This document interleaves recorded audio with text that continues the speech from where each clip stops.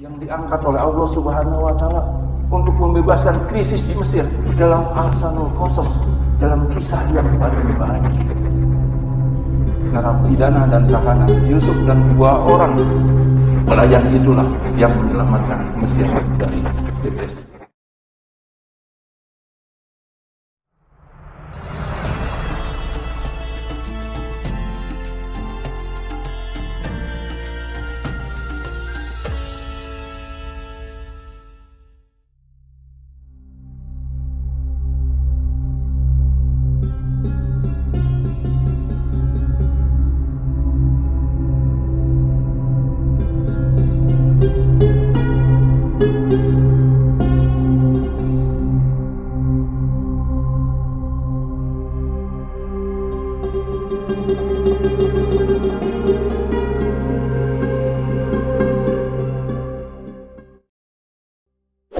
Innal hamdalillah nahmaduhu wa nasta'inuhu wa nastaghfiruh wa na'udzu billahi min shururi anfusina wa sayyiati a'malina may yahdihillahu fala mudilla lahu wa may yudhlilhu fala hadiyalah.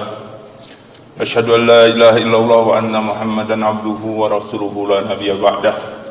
Qala Allah ta'ala fi kitabil karim, a'udzu billahi minasyaitonir rajim. Ya ayyuhalladzina amanu ittaqullaha haqqa tuqatih wa la tamutunna illa wa antum muslimun. Allahumma shalli ala Muhammad wa ala ali Muhammad kama shallaita ala Ibrahim wa ala ali Ibrahim fil alamin innaka Hamidum Majid. Hadirin jamaah salat yang dimuliakan Allah Subhanahu wa taala. Tama-tama tidak luput dan senantiasa kita panjatkan puji syukur kehadirat Allah Subhanahu wa taala yang masih sampai saat ini melimpahkan karunia kesabaran kita di tengah-tengah musibah corona yang oleh Presiden kita tanggal 30 Juli yang lalu dikatakan masuk krisis ekonomi. Pada tanggal 4 Juli yang lalu Menteri Keuangan bahkan lebih menegaskan lagi bahwa kita dihantui dengan masa depresi. Apapun yang terjadi situasinya, marilah kita sebagai seorang mukmin, seorang muslim, kita berinteraksi dengan arahan-arahan robbani agar kita mendapatkan petunjuk dari Al-Quran ini. Hadirin yang dimuliakan Allah Subhanahu wa taala. Bicara masalah krisis yang berdampak menjadi depresi, Allah angkat peristiwanya di dalam Al-Quran, bahkan peristiwanya dianggap sebagai oleh Allah dikatakan sebagai ahsanul qasas, kisah yang paling baik. Nahnu naqussu 'alaika ahsanal qasasi bima auhayna ilaika hadzal Qur'an wa in kunta min qablihi laminal ghafilin. Kami kisahkan kepada kalian kisah yang paling baik. Ahsanal qasas bima auhayna ilaika al-ayah. Yang menarik dari kisah ini cukup panjang. Ini kisah tentang Nabi Yusuf alaihissalam. Tapi saat-saat ketika akan memasuki masa krisis dan depresi, Allah Subhanahu wa taala buka dengan sebuah kisah, yakni ayat surat Yusuf ayat 36. Wa dakhala ma'ahu sijna fatayan. Dan bersama Yusuf alaihissalam masuk pula ke dalam penjara dua orang masuk penjara bareng-bareng dengan Yusuf. Para mufasir mengungkapkan ada sebuah peristiwa politik besar di Mesir pada saat itu, yakni pertarungan antara Raja Mesir dengan elit-elit yang didukung oleh rakyat dan elit-elit yang didukung oleh kuil Dewa Amun, sebagian menyatakan Dewa Syed. Dalam pertarungan itu kekayaan menumpuk pada elit-elit bangsawan yang menguasai banyak harta dan banyak tanah dan banyak budak. Raja menjadi terdesak. Dalam situasi terdesak, puncaknya adalah bagaimana operasi dari elit-elit kuil Amun dan elit-elit bangsawan meracun raja. Atas izin Allah Subhanahu wa taala,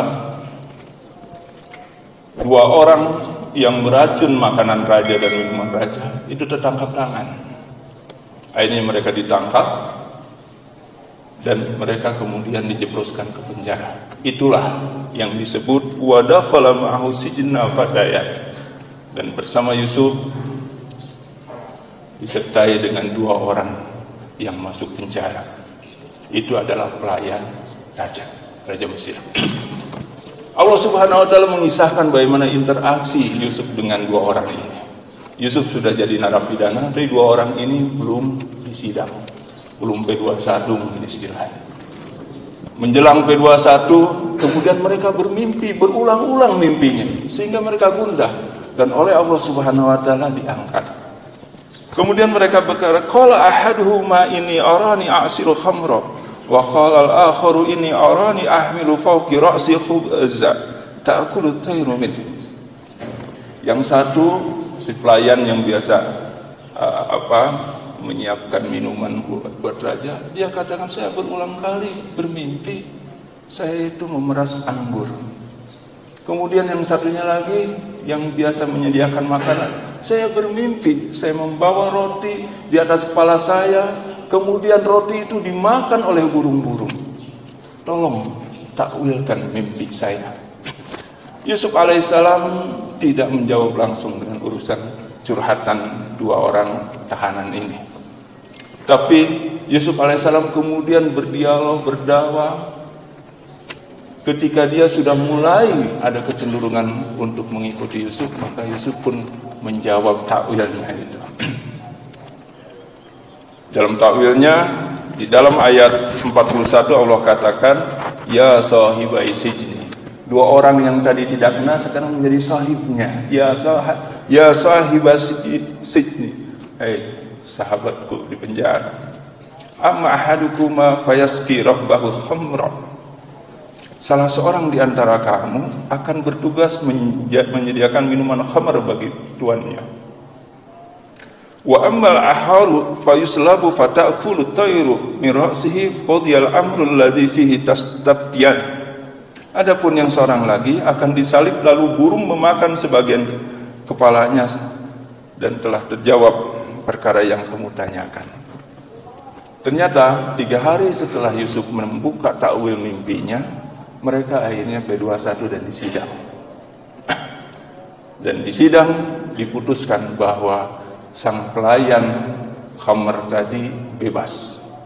Dan raja pada saat itu mengangkat dia untuk menjadi pelayan minuman kembali. Tapi yang pelayan makanan kemudian dinyatakan bersalah. Sebenarnya dia tidak bersalah. Hanya karena dia ditekan, keluarganya ditekan. Dalam sebuah riwayat dikatakan keluarganya ditekan, mau dibunuh oleh elit-elit yang berada di balik peristiwa ini. Tapi kemudian dia ngaku, akhirnya dia disalib. Dan ketika disalib, datang burung memakan kepalanya sebagian. Apa yang ditakwilkan, diinterpretasikan oleh Yusuf alaihissalam benar terjadi. Setelah itu berlalulah peristiwa ini. Dalam riwayat lain dikatakan 2 tahun berlalu, kemudian terjadi situasi yang yang masuk kepada Raja Mesir kemudian berulang kali mimpi, dan mimpinya Allah abadikan juga di dalam surat Yusuf ayat 43. Wa qala al-maliku inni ara sab'a baqaratin simanin ya'kuluhunna sab'un ijafun wa sab'a sumbulatin khudrin wa ukhra yabisat ya ayyuhal malau aftuni fi ru'yaya in kuntum li ru'ya ta'burun. Dan berkata raja kepada para kaumnya, pada kabinetnya, sungguhnya aku bermimpi melihat 7 ekor sapi gemuk dimakan oleh 7 ekor sapi betina yang kurus. Kemudian aku bermimpi lagi 7 tangkai gandum yang hijau dan 7 lainnya yang kering. Wahai orang-orang terkemuka, wahai elit-elitku, wahai pembantu penuh, tolong takwilkan itu mimpi. Karena situasi politik sudah tidak kondusif. Apa yang dijawab oleh para menterinya? Allah ungkapkan di dalam surat Yusuf ayat 44. Qalu adghathu ahlam wa ma nahnu bita'wilil ahlami bi'alimin. Mereka menjawab, itu mimpi yang kosong dan kami tidak mampu mentakwilkan mimpi. Dapat bayangkan Bapak sekalian, Raja Mesir saat itu mengalami situasi yang cemas, yang luar biasa. Situasi politik tidak menentu, dia dihantui dengan mimpi-mimpi yang buruk. Dan para pembantunya tidak bisa menjawab. Baru pada saat itu sang pelayan minuman teringat Yusuf alaihissalam.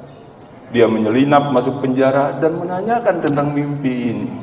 Dia katakan, dulu mimpimu benar 100%. Dan saya yang diselamatkan dan saya diangkat kembali menjadi pelayan minuman raja. Sekarang raja berulang kali curhat pada saya, tolong takwilkan mimpi raja ini. Yusuf kemudian berkata, di dalam ayat 47, ayat 48 Allah mengungkapkan tentang jawaban Yusuf itu. Jawabannya adalah, agar kamu bercocok tanam 7 tahun berturut-turut sebagaimana biasa, kemudian apa yang kamu tuai hendaklah kamu biarkan ditangkainya kecuali sedikit untuk kamu makan. Kemudian setelah itu akan datang 7 tahun yang sangat sulit, yang menghabiskan apa yang kamu simpan. Untuk menghadapinya tahun sulit, kecuali sedikit dari apa bibit gandum yang kamu simpan. Ayat 49, setelah itu akan datang tahun di mana manusia diberi hujan dengan cukup, dan pada masa itu mereka memeras anggur. Sang pelayan minuman tadi balik lagi ke raja. Dia iseng-iseng membisiki raja, saya punya seorang pentakwil mimpi. Mungkin takwil mimpi terhadap raja itu begini-begini. Raja kemudian melihat ini masuk akal. Akhirnya dia katakan, tolong datangkan itu orang ke istana. Yusuf menolak. Yusuf mengatakan, syarat saya bisa datang ke sana adalah tolong klarifikasi kasus saya ini. Akhirnya raja setuju, dipanggillah Zulaikha yang dulu memfitnah Yusuf alaihissalam. Dan akhirnya Zulaikha di sana mengatakan, ya benar, yang menggoda itu bukan dia, tapi saya. Itulah yang Allah ungkapkan dalam ayat 51 dan ayat 52 surat. Akhirnya Yusuf bersedia datang. Terjadilah dialog dengan raja. Inti dari dialog itu kemudian raja terkesan. Dan akhirnya kesimpulannya adalah Allah ungkapkan di dalam surat Yusuf ayat 54. Qala innakal yawma ladaina makinun amin. Ya, sungguh kamu mulai hari ini menjadi seorang yang berkedudukan tinggi di lingkungan kami dan dipercaya. Engkau jadi penasihat aku. Tapi Yusuf tahu, dibimbing oleh Allah Subhanahu wa taala, ini akan ketemu krisis, ini akan ketemu depresi. Yusuf tidak ingin sekedar jadi penasihat. Kemudian Yusuf katakan, ij'ani, ayat 55, ij'ani khazainil ardi inni hafizun alim.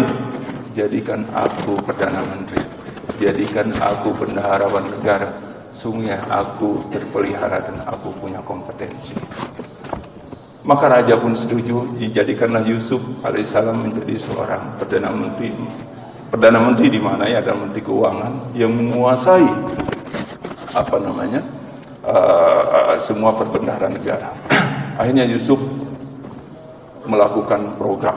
Apa yang dilakukan oleh Yusuf alaihissalam? Yang pertama Yusuf katakan, sebagaimana arahan Allah Subhanahu wa taala, bercocok tanam 7 tahun berturut-turut. Akhirnya Yusuf membuka ladang-ladang baru kebijakan, ladang-ladang baru, masyarakat digerakkan. Dari mana uang? Yusuf kemudian membuat terobosan. Barang siapa yang membayar pajak 1 tahun, maka dia dikasih gratis, tidak bayar pajak 1 tahun. Barang siapa yang membayar pajak 7 tahun, maka dia dikasih gratis, enggak bayar pajak 7 tahun lagi. Sehingga masyarakat saat itu berbondong-bondong dan perbendaharaan negara ada duit. Saat itu tidak mungkin hutang karena bukan keluar negeri, berarti habis waktu. Akhirnya uang terkumpul dari orang-orang kaya seantero Mesir. Dia bangun irigasi-irigasi, dia bangun bendungan-bendungan, kemudian bercocok tanam. Setelah itu Yusuf alaihissalam membangun yang namanya lumbung-lumbung yang punya kekuatan 7 tahun. Program ini berhasil. Elit-elit bangsawan dan penguasa kuil Amun atau kuil Sid kemudian ingin melakukan sabotase terhadap program Yusuf. Mereka akhirnya di tahun ke-3, ke-4 mereka mendirikan juga lumbung. Yusuf kemudian mengambil kebijakan bahwa kepada para penjual atau pengumpul gandum, apabila menyerahkan gandumnya dengan tangkai, maka dia diberi prioritas 7 tahun yang akan datang di saat krisis, diberi prioritas untuk membeli gandum itu dengan harga normal. Dan barang siapa para penjual itu tidak menjual ke lumbung negara, nanti dikasih juga, tapi dengan harga 3 kali lipat. Sementara kuil Amun dan elit-elit bangsawan yang rakus tadi, dia bikin lumbung, dia katakan silakan jual ke lumbung kami bayar dengan mahal, tapi tidak mempersyaratkan tangkai tadi. Jadi lebih umum. Apa yang terjadi hadirin yang dimuliakan Allah Subhanahu wa taala? Ternyata apa yang dikatakan dilakukan oleh Yusuf secara profesional itu bisa mempertahankan gandum selama 7 tahun. Apa yang dilakukan oleh geng kuil Amun dan para bangsawan ini hanya kuat 2 tahun. Pada busuk. Sehingga gandum itu dibuang ke sungai ini, justru rakyat kemudian membenci mereka. Rakyat mulai mencaci dewa-dewa mereka. Yusuf alaihissalam kemudian menghadapi, dan Mesir saat itu menghadapi peristiwa yang 7 tahun yang paceklik. Dan dalam situasi paceklik itu, kita bisa saksikan, kita bisa dapatkan dalam sebuah riwayat bahwa Yusuf kemudian mengambil kebijakan selanjutnya. Kebijakannya, semua orang boleh membeli gandum, tidak ada yang tidak boleh, tapi sesuai kebijakan semula. Yang menyetor gandum dia punya harga normal, yang tidak menyetor gandum 3 kali lipat. Grup kuil Amun ini terpaksa mengeluarkan 3 kali lipat. Kemudian Yusuf juga mengambil kebijakan, semua budak tidak boleh membeli secara langsung, harus didata melalui tuannya, kecuali budak-budak itu dimerdekakan dan dapat sertifikat bebas, maka dia akan dikasih gratis oleh negara. Budak-budak itu sebagai warga yang merdeka dan orang-orang miskin.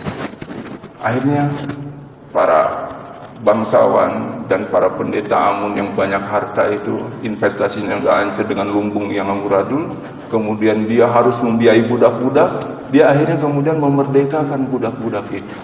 Budak-budak dimerdekakan supaya tidak jadi beban dia, dan dia harus mengantri karena kesulitan gandum. Dan satu hal yang luar biasa, depresi ini melanda semua negeri di Arab itu, dan daerah Kan'an, orang tua Yusuf yakni Yakub alaihissalam pun butuh gandum. Di sanalah kemudian sebuah kisah yang indah. Yusuf bisa bertemu dengan saudaranya dan ayahnya Nabi Yakub alaihissalam karena butuh gandum. Inilah sebuah peristiwa krisis, depresi yang menghasilkan sebuah penyelesaian yang sangat indah. Wal asri inna insana lafi khusrin illa alladziina aamanu wa 'amilus shalihat wa tawassaw bil haqqi wa tawassaw bis sabr. Sebagai khulasa, sebagai kesimpulan dari kisah Yusuf di tengah depresi tadi, saya ingin membacakan ujung dari kisah ini, apa yang dikatakan oleh Yusuf alaihissalam. Allah sematkan, Allah abadikan di dalam surat Yusuf ayat 101. Setelah kesuksesan, depresi bisa hilang. Kemudian Yusuf juga bisa berkumpul dengan keluarganya, dengan ayahnya. Bahkan Yusuf saat itu dijadikan raja di Mesir. Apa yang diucapkan oleh Yusuf alaihissalam?